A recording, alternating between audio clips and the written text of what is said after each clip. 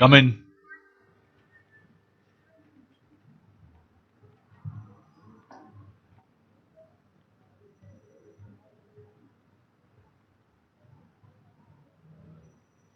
इसकी वजह जान सकता हूं?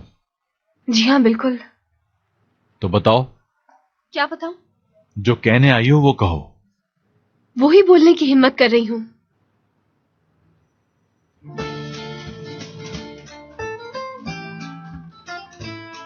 मुझे मालूम है कि कल रात आपकी बहुत बुरी गुजरी है और सुबह आते ही दीदम वाला मामला हो गया।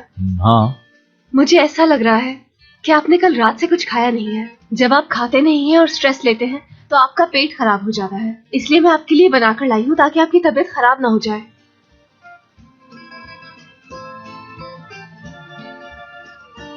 हाँ ठीक किया तुमने, भूख तो लग रही है मुझे।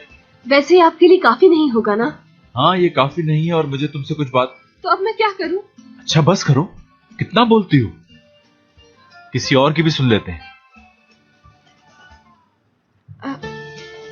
जी कहिए आप। हाँ तो हम दोनों एक साथ बाहर लंच करने जा रहे हैं।